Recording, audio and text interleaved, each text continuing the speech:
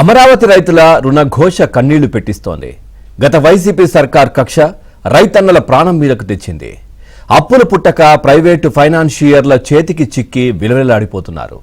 రుణాలు తీర్చలేక కొంతమంది ప్రాణాలు కోల్పోతున్నారు.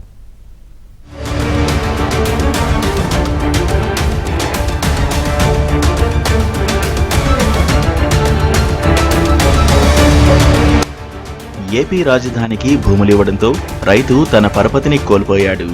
ఎక్కడా అప్పు పుట్టడం లేదు. చేతిలో భూమి లేదని బ్యాంకులు అప్పులివ్వడం లేదు. వ్యవసాయ పరపతి సంఘాలు రుణాలివ్వడం లేదు. రాజధానికి భూములు త్యాగం చేసిన రైతులకు దక్కిన ప్రతిఫలం ఇది.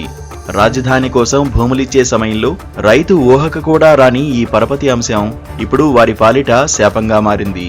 రుణ పరపతి కోల్పోవడం ఒక ఎత్తైతే ప్రైవేటు ఫైనాన్సర్ల చేతిలో పడి సర్వస్వం కోల్పోవడం మరొక ఎత్తు. రైతుల్లో అనేక మంది ఇప్పుడు ప్రభుత్వం ఇచ్చిన ప్లాట్లు కూడా కోల్పోయి నిరాశ్రయులుగా మారుతుండడం విషాదకరం.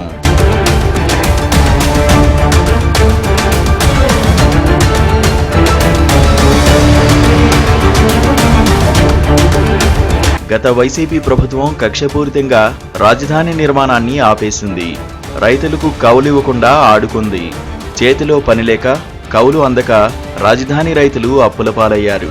పిల్లల చదువులు, శుభకార్యాలకు అప్పులు చేయాల్సి వచ్చింది. గతంలో పొలాలపై వ్యవసాయ రుణాలు వచ్చేవి.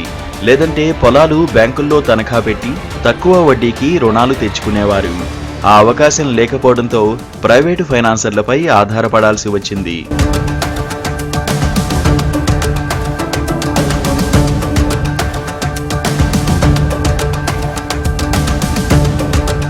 ప్రభుత్వం ఇచ్చిన రిటర్నబుల్ ప్లాట్లపై రుణాలు ఇచ్చేందుకు బ్యాంకులు ససేమిరా అనడంతో రైతులు ప్రైవేటు ఫైనాన్సర్లపై ఆధారపడుతున్నారు.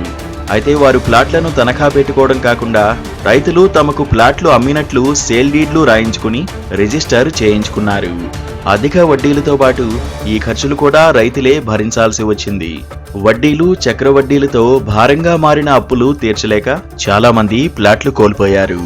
ఎవరైనా అప్పు తీర్చినా మళ్లీ తన పేర ప్లాట్ రిజిస్టర్ చేయించుకోవడానికయ్యే ఖర్చును ఆ రైతే పెట్టుకోవాల్సి వస్తోంది. ఇలా 2 సార్లు రిజిస్ట్రేషన్ ఖర్చులు రైతులే భరించాల్సి వస్తోంది. రైతుల అప్పులను ఆసరా చేసుకుని ప్లాట్ల రేట్లను కూడా భారీగా తగ్గించి కొంటున్నారు. ప్రస్తుతం గజం 60,000 నుంచి 70,000 ఉన్న ప్లాట్ల ధరలను 15,000 నుంచి 20,000 తగ్గిస్తున్నారు. ఈ పరిస్థితి నుంచి రైతులను రక్షించాల్సిన బాధ్యత సిఆర్డీఏ రాష్ట్ర ప్రభుత్వంపైనే ఉంది.